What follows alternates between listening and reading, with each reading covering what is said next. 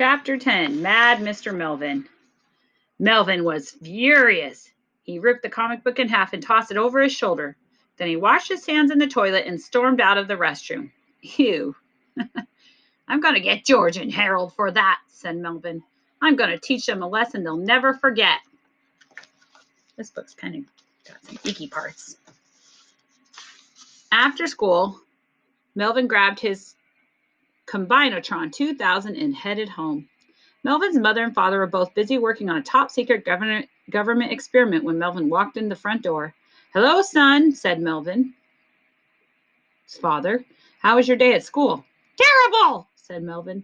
Nobody at school has sufficient respect for my beautiful mind.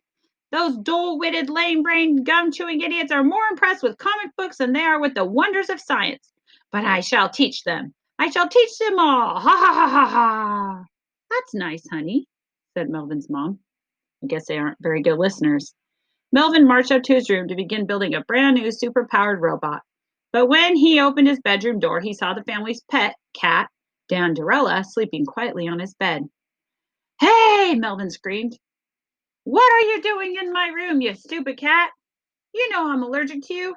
Now get out and, achoo! Stay out! Surprised they have a cat if he's allergic.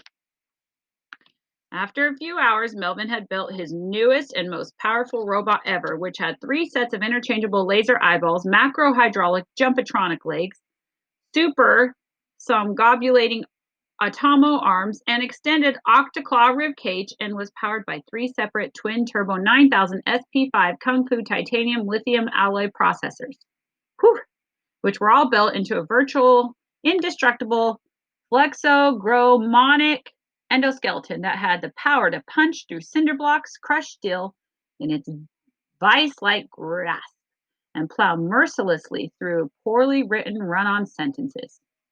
It could also slice bagels. That ought to do the trick, said Melvin, wiping his nose on a tissue.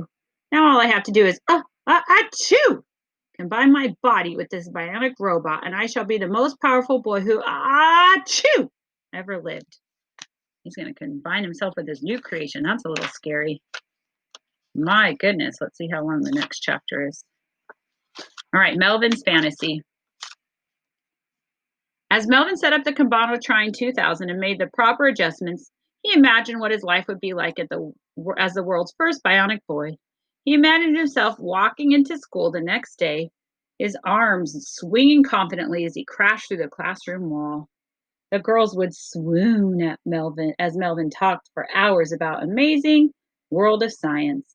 Ms. Ribble would probably let Melvin sit at her desk from now on, because Melvin's new buns of steel would be too massive to fit into an ordinary children's chair.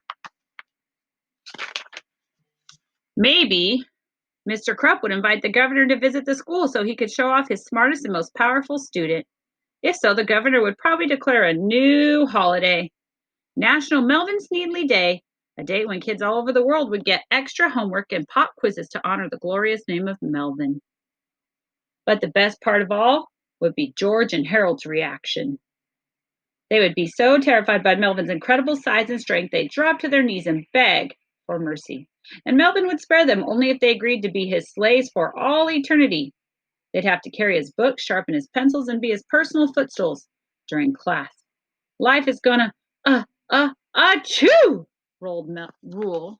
Life's gonna rule, said Melvin, but he's sneezing so much. That's the end of chapter 11. Let's find out if any of his dreams come true the way he imagines.